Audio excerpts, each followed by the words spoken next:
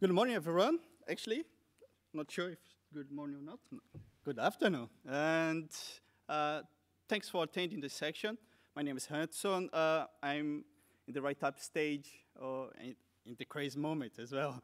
And I'm supervised by Peter Ball, Professor Peter Ball, who recently left the university and cost us. And I'm sponsored by Brazilian government through the CNPq agency. And essentially, today, I'm going to talk about the diffusion process. I'm going to give some ideas what is diffusion process. I'm going to present my conceptual framework, which is split into three areas: supply selection, supply development, and then supply performance assessment.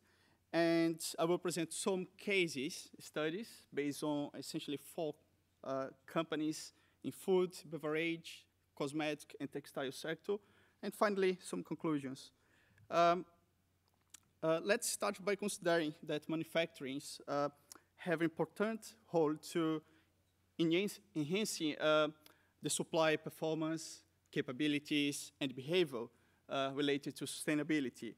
And essentially, you can see that the diffusion process contributes to this performance. And what essentially is the diffusion? Diffusion is the engagement of companies, buyers to suppliers, to disseminate sustainability practice, environmental, social, essentially to enhance their performance. And what we know about the literature on diffusion of innovation, diffusion of sustainability practice is, first of all, there is more focus on environmental sustainability practice in the first-tier suppliers, and therefore there is a lack of understanding on the entire supply chain diffusion. So based on that, we try to contribute to the knowledge, try to understand the buyer engagement of suppliers through the organizational factors, actually, which are influential for the diffusion. And essentially, our research question is how buyers diffuse sustainability practice to their suppliers. And in terms of my research methodology, I have been adopted a building test approach through a systematic literature review to build my framework, and then the validation process through multiple case studies. So in terms of the framework, let's think about buyers with the huge supply base, which driven sustainability through the policy and strategies. And the first supply chain management activity would be the supply selection process through the design and implementation of these requirements.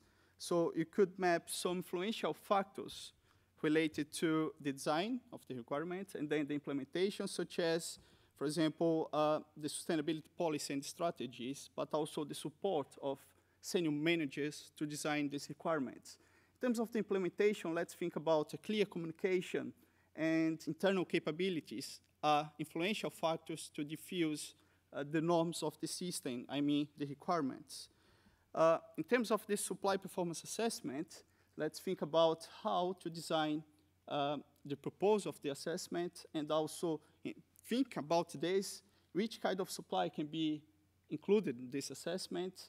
And through the implementation process, for example, things like training purchasing staff on sustainability are key for the diffusion through supply performance assessment. And finally, let's think about the supply development. And we could map some influential factors and a total of 20 factors in this supply performance, supply development. And, for example, the definition of mechanisms to diffuse practice, such as training, are critical. And also, in terms of the implementation, we understand supply capability and, for example, the support of the senior managers of supply are key to disseminate practice. And in a total, we found 36 factors, influential factors in the full process, consider the supply selection, supply performance, and supply development. Talking about the cases, we could see that the design of the requirements overall will provide some specification or minimum requirements, principles and values which are communicated to suppliers, and suppliers are mostly evaluated through second and third party audits, and based on this evaluation, there is a formalization through contract. And what you could see is basically these three elements, the communication of the requirements, the evaluation, and the formalization. It's a kind of mechanism, diffusion mechanism, influential for establish the norms of the system, the expected behavior in the system. And I would like to focus on a bit in this design process. Let's think about most of the companies use the code of conduct, not only the communication of the codes, but design of the code design of the requirements based on the codes, and also the design based on international standards. Let's think about this AIM progress, which provides, for example, minimum requirements related to human rights, labor standards, or health and safety. And what's interesting to use these common requirements, it's embedded common practice, a set of practice which are common in specific sectors. And finally, let's think about other interesting case, which the company engaged an NGO, WWF, and growers and processors representative to disseminate practice across the supply chain, to create a kind of common standards for the second tier, I mean the growers. And we could see in this, let's think about diffusion process, the design was made together, and the processors in the first tier are responsible for ensure the compliance in the second tier, but all together design this list of requirements. So in terms of diffusion in other tiers, this is based on a textile case. Let's see that the firm essentially will communicate, evaluate, and formalize the process. This is a European office that sourced this garment manufacturing in the first tier, Indonesia, for example. And essentially this company here has a similar requirements which are communicated to the second tier supplies, especially the sourced supplies, yarns and graphics, for example. And you can see here implementation of a certification, a chemical management certification. And there are also some nominated suppliers, such as fabric suppliers, that are selected by the global office, employ particularly the same list of the requirements, but also, again, blue sign certification, again, a kind of chemical management program.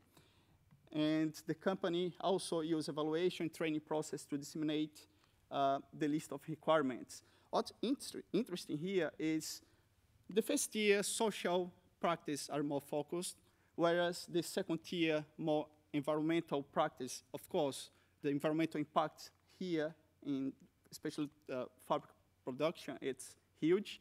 But also, it's common to see a conflict of a lot of sectoral initiatives from different brands, which can cause a kind of lack of unified sustainability assessment or unified social sustainability standards.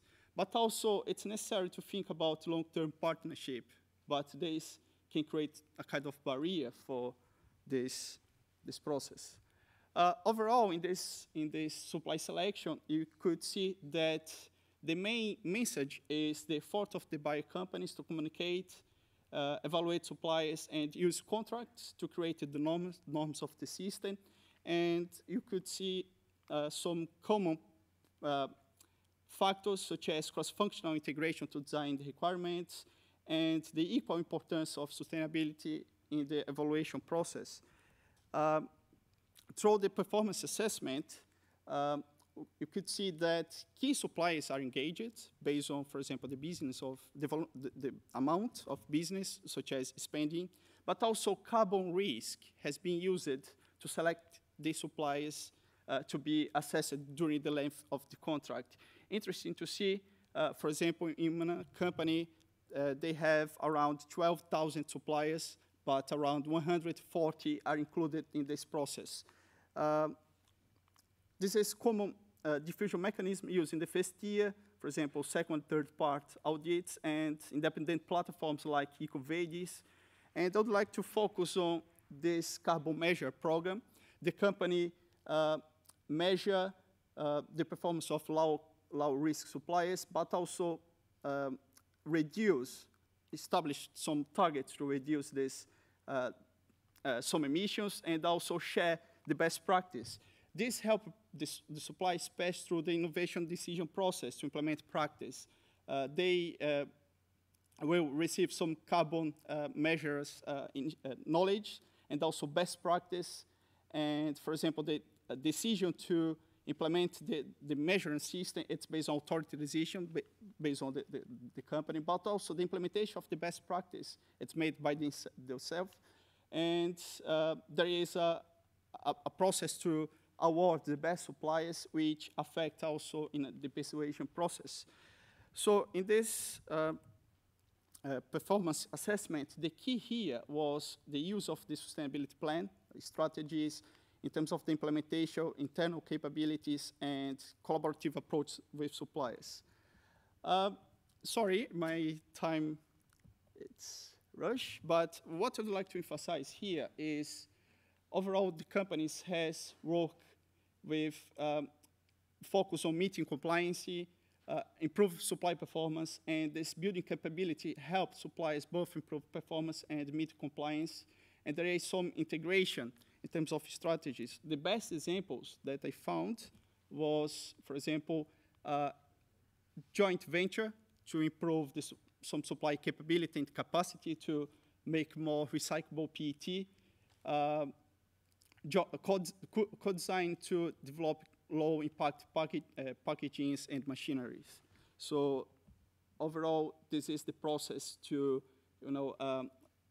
factors like the policy and strategies, the diffusion mechanism are key for this diffusion process.